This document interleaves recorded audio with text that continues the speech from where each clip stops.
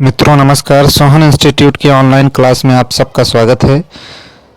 सामान्य अध्ययन और सामान्य ज्ञान की प्रैक्टिस जो है लगातार सोहन इंस्टीट्यूट पर आपको मिल रही है और हम आपको बता दें कि जितनी भी प्रैक्टिस आपको मिल रही है सभी जो है क्रम से ही मिल रही है। तो आप निश्चित ही सोहन इंस्टीट्यूट पर लगातार बने रहें, आपको ऐसे ही प्रैक्टिस जो है लगातार मिलती रहेंगी। आइए क्लास को शुरू करते हैं।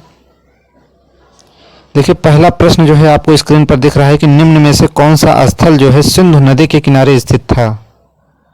चार विकल्प आपके सामने दिए हैं। ऑप्शन ए में दिया है Lothal, option B Mohenjodaro, option C में दिया है कालीबंगा और ऑप्शन डी में दिया है आलमगीरपुर। देखिए, जितने भी प्रश्न यहाँ आज लिए गए हैं सभी प्रश्न जो है सुपर टेट की परीक्षा की दृष्टि से सभी बहुत ही महत्वपूर्ण हैं और यह यूपी टेट की परीक्षा के लिए भी आप देख सकते हैं। दोनों ही परीक्षाओं में यहाँ से प्रश्न जो है लगातार पूछे जाते रहे हैं। तो देखिए, प्रश्न आपसे पूछ रहा है कि निम्न में से कौन सा स्थल जो है सिंधु नदी के किनारे स्थित था। ऑप्शन ए में दिया है लोथल, ऑप्शन बी में दिया है मोहनजोदड़ो, ऑप्शन सी में दिया है कालीबंगा और ऑप्शन डी में दिया है आलमगीरपुर।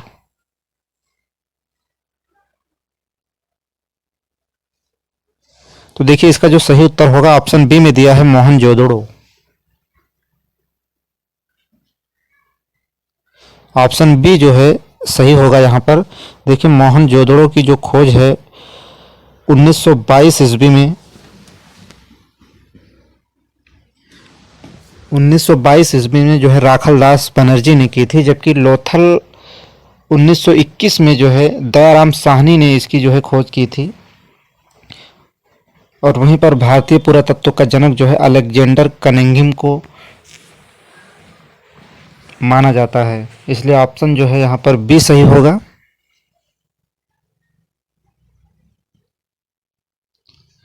आइए अगला प्रश्न देखते हैं।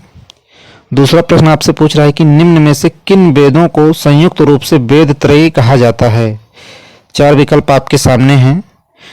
ऑप्शन ए में दिया है ऋग्वेद, यजुर्वेद और अथर्ववेद। ऑप्शन बी में दिया है ऋग्वेद, सामवेद और अथर्ववेद। ऑप्शन सी में ऋग्वेद, सामवेद और यजुर्वेद। तो देखिए, किन वेदों को संयुक्त रूप से वेद त्रयी क्या कहा जाता है, आपसे प्रश्न पूछ रहा है। तो देखिए, ऑप्शन सी में दिया है ऋग्वेद, सामवेद और यजुर्वेद। इन तीनों को ही वेद त्रयी के नाम से जाना जाता है, इसलिए यहाँ पर ऑप्शन जो है सी सही होगा।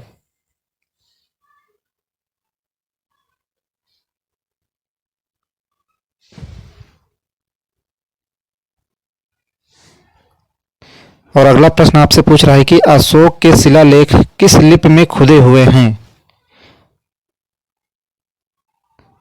देखिए, लगातार यहाँ से प्रश्न जो है सुपर टेट की परीक्षा में पूछे जाते रहे हैं और सभी प्रश्न जो है परीक्षा की दृष्टि से बहुत ही महत्वपूर्ण हैं। और देखिए, जो चैनल पर पहली बार विजिट कर रहे हैं वे चैनल को सब्सक्राइब कर लें और जितना हो सकता है अपने मित्रों में क्लास को शेयर करें, क्योंकि देखिए यहाँ पर जितनी भी प्रैक्टिस आपको मिल रही है सभी पूरी तरह से सभी की सभी क्लास जो है यहाँ पर पूरी तरह से निःशुल्क है। तो आप जितना हो सकता है उतना ज़्यादा क्लास को शेयर करें।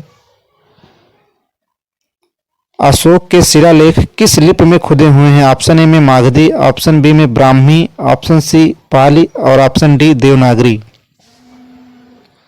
तो देखिए, अशोक के जो शिलालेख हैं वो ब्राह्मी लिपि में जो है खुदे हुए हैं। इसका जो सही विकल्प होगा ऑप्शन बी।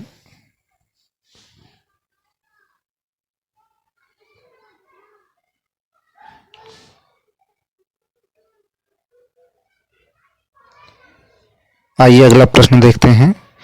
अकबर के दरबार के सबसे प्रसिद्ध संगीतकार तानसेन का मूल नाम क्या था। अकबर के दरबार के सबसे प्रसिद्ध संगीतकार तानसेन का मूल नाम क्या था। ऑप्शन ए में दिया है लाल कुलवंत, ऑप्शन बी में दिया है बंदा बहादुर, ऑप्शन सी में दिया है रामतनु पांडे और ऑप्शन डी में दिया है इनमें से कोई नहीं। देखिए, आपके लगातार सुझाव हमें लगातार मिल रहे हैं। सोहन इंस्टीट्यूट पर आप सबका स्नेह लगातार बना हुआ है, इसके लिए सोहन इंस्टीट्यूट आप सबको तहे दिल से धन्यवाद देता है। और जितना हो सकता है क्लास को आप शेयर करें अपने मित्रों तक, यदि आपने अभी तक चैनल को सब्सक्राइब नहीं किया है तो चैनल को सब्सक्राइब कर बेल आइकन दबाएं, जिससे कि प्रत्येक क्लास का जो है नोटिफिकेशन आपको समय समय पर मिलता रहे। देखिए, प्रश्न आपसे पूछ रहा है कि अकबर के दरबार के सबसे प्रसिद्ध संगीतकार तानसेन का मूल नाम क्या था। देखिए, आपसे ऐसा भी प्रश्न पूछ सकता है कि अकबर के दरबार के सबसे प्रसिद्ध संगीतकार कौन थे, तो इसका जो सही उत्तर होगा तानसेन। लेकिन यहाँ आपसे पूछ रहा है कि तानसेन का मूल नाम क्या था।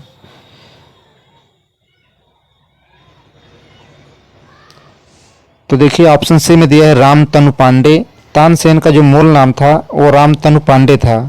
इनके पिता का नाम मुकुंद पांडे था, इसलिए ऑप्शन जो है सी यहाँ पर सही होगा। अगला प्रश्न आइए देखते हैं, भारत का प्रथम मुगल बादशाह कौन था। ऑप्शन ए में दिया है शाहजहां, ऑप्शन बी में दिया है हुमायूं, ऑप्शन सी में दिया है बाबर और ऑप्शन डी में दिया है अकबर। आपसे प्रश्न पूछ रहा है कि भारत का प्रथम मुगल बादशाह कौन था, शाहजहां, हुमायूं, बाबर या फिर अकबर।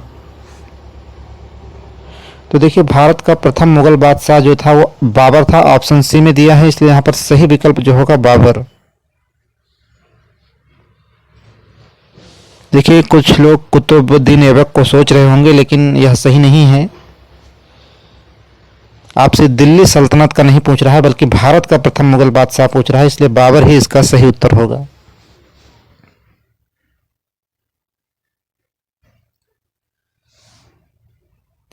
अगला प्रश्न आपसे पूछ रहा है कि 1939 में किसे हराकर सुभाष चंद्र बोस कांग्रेस पार्टी के अध्यक्ष चुने गए थे।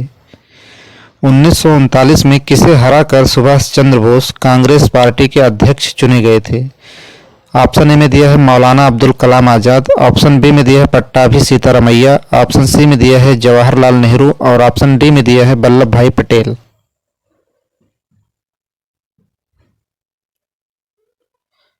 तो देखिए, पट्टाभी सीतारामैया को हराकर जो है कांग्रेस के अध्यक्ष चुने गए थे सुभाष चंद्र बोस, इसलिए ऑप्शन जो है आपका बी सही होगा यहाँ पर।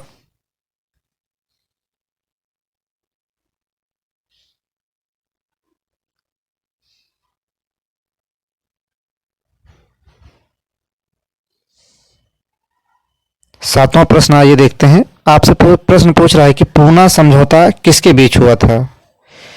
पूना समझौता किसके बीच हुआ था। ऑप्शन ए में दिया है नेहरू और अंबेडकर, ऑप्शन बी में दिया है गांधी और अंबेडकर, ऑप्शन सी में दिया है मालवीय और अंबेडकर और जबकि ऑप्शन डी में दिया है गांधी और नेहरू।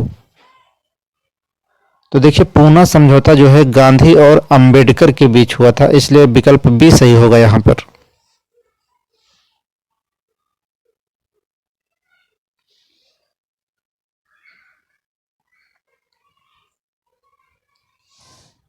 आइए अगला प्रश्न देखते हैं, भारत सेवक समाज की स्थापना किसने की थी। परीक्षा की दृष्टि से बहुत ही महत्वपूर्ण प्रश्न। भारत सेवक समाज की स्थापना किसने की थी। ऑप्शन ए में दिया है बाल गंगाधर तिलक, ऑप्शन बी में दिया है गोपाल कृष्ण गोखले, ऑप्शन सी में दिया है सुरेंद्र नाथ बनर्जी और ऑप्शन डी में दिया है दादा भाई नौरोजी। देखिए, बाल गंगाधर तिलक को भारतीय अशांति का जनक कहा जाता है, वैलेंटाइन चिरोल ने इन्हें कहा था, जबकि गोपाल कृष्ण गोखले ने भारत सेवक समाज की स्थापना सन 1905 में की, इसलिए ऑप्शन जो है विकल्प बी सही होगा। जबकि महात्मा गांधी के गुरु भी माने जाते हैं गोपाल कृष्ण गोखले, इसलिए यहाँ पर विकल्प बी सही होगा।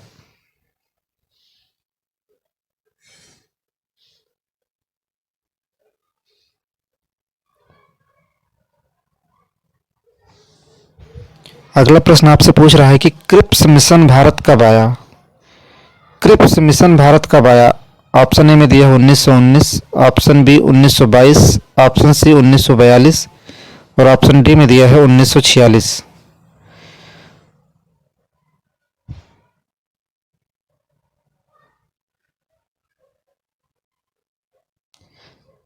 तो देखिए, जलियांवाला बाग हत्याकांड 1919 में, जबकि चौरी चौरा कांड 1922 में और 1942 में आया क्रिप्स मिशन, जबकि 1946 में कैबिनेट की पहली बैठक हुई थी।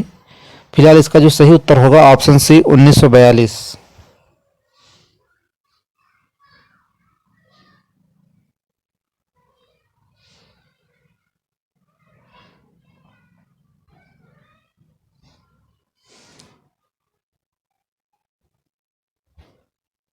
अगला प्रश्न आपसे पूछ रहा है कि भारतीय जननांकी इतिहास में महान विभाजक वर्ष कौन है। भारतीय जननांकी इतिहास में महान विभाजक वर्ष है, ऑप्शन ए में दिया है 1921, ऑप्शन बी में दिया है 1947, ऑप्शन डी में दिया है, ऑप्शन सी में दिया है 1982 और ऑप्शन डी में दिया है 1951। भारतीय जननांकी इतिहास में महान विभाजक वर्ष है।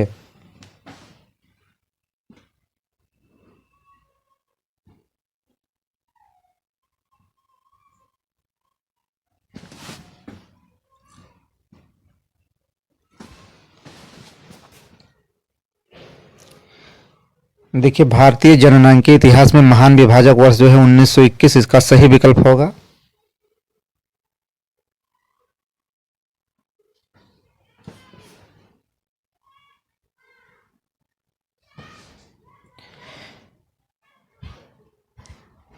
सुपर टेट स्पेशल प्रश्न देखिए यहाँ पर आपके सामने, इन्हें आपको जानना ही चाहिए।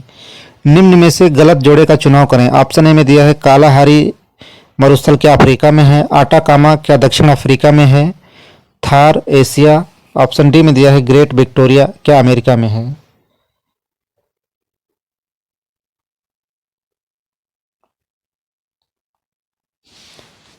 देखिए, जिन मित्रों ने अभी तक चैनल को सब्सक्राइब नहीं किया है वे चैनल को सब्सक्राइब करें और जितना हो सकता है अपने मित्रों में क्लास को शेयर अवश्य करें। देखिए, सोहन इंस्टीट्यूट लगातार आपके लिए प्रयासरत है और सोहन इंस्टीट्यूट भी आपसे अपेक्षा रखता है बेहतर सपोर्ट की। निम्न में से गलत जोड़े का चुनाव करें। देखिए, मरुस्थल दिए गए हैं कुछ। ऑप्शन ए में दिया है कालाहारी क्या अफ्रीका में है, ऑप्शन बी में दिया है आटाकामा क्या दक्षिण अफ्रीका में है, ऑप्शन सी में दिया है थार क्या एशिया में है, ऑप्शन डी में दिया है ग्रेट विक्टोरिया क्या अमेरिका में है। तो देखिए, कालाहारी अफ्रीका में है, आटाकामा भी दक्षिण अफ्रीका में है, थार भी एशिया में है, जबकि ग्रेट विक्टोरिया जो है अमेरिका में नहीं है, यह ऑस्ट्रेलिया में है। इसलिए देखिए, यहाँ पर गलत जोड़े का चुनाव पूछ रहा था, इसलिए जो सही है वह गलत हो जाएगा और जो गलत है वही सही हो जाएगा। तो ग्रेट विक्टोरिया अमेरिका में नहीं है बल्कि यह ऑस्ट्रेलिया में है, इसलिए ऑप्शन जो है डी यहाँ पर सही होगा।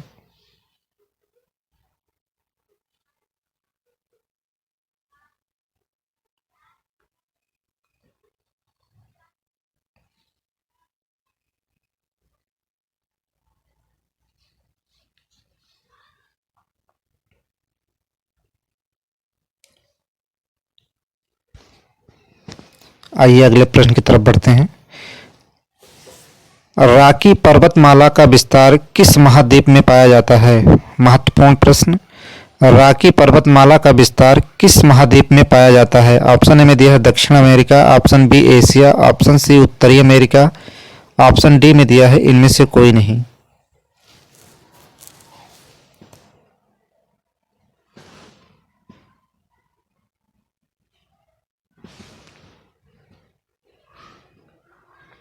देखिए, रॉकी पर्वतमाला का जो विस्तार है वह उत्तरी अमेरिका में पाया जाता है, जबकि एंडीज पर्वतमाला का विस्तार जो है दक्षिण अमेरिका में है। दक्षिणी अमेरिका में जो है एंडीज पर्वतमाला का विस्तार है, लेकिन यहाँ पूछ रहा है रॉकी पर्वतमाला का, इसलिए ऑप्शन सी सही होगा। उत्तरी अमेरिका में जो है रॉकी पर्वतमाला का विस्तार पाया जाता है।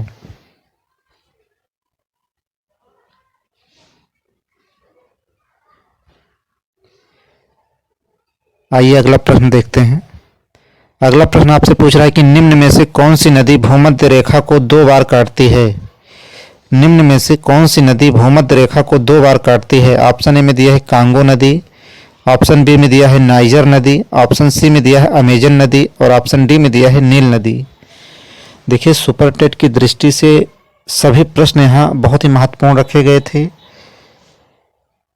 30 नंबर का पोर्शन आता है आपका सुपर टेट में सामान्य अध्ययन सामान्य ज्ञान से संबंधित, बड़ा महत्वपूर्ण हो जाता है। तो देखिए, अभी तक जिन मित्रों ने क्लास को शेयर नहीं किया है वे सभी मिलकर अभी भी शेयर करें और जितना हो सकता है उतना अपने मित्रों तक शेयर करें क्लास को। हम लगातार आपके लिए प्रयासरत हैं।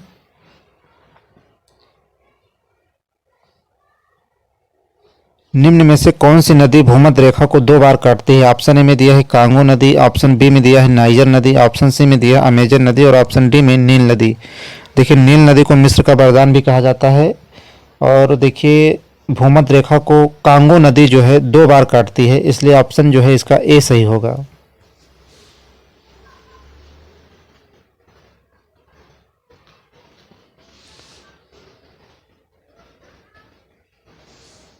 निम्न में से श्वेत कोयला किसे कहा जाता है? ऑप्शन ए में दिया है यूरेनियम, ऑप्शन बी में दिया है जल विद्युत, ऑप्शन सी में दिया है हीरा और ऑप्शन डी में दिया है बर्फ। निम्न में से श्वेत कोयला किसे कहा जाता है? ऑप्शन ए में दिया है यूरेनियम, ऑप्शन बी में दिया है जल विद्युत, ऑप्शन सी में दिया है हीरा और ऑप्शन डी में दिया है बर्फ। तो देखिए श्वेत कोयला जो है जल विद्युत को कहा जाता है, इसलिए यहाँ पर जो है बी विकल्प सही होगा।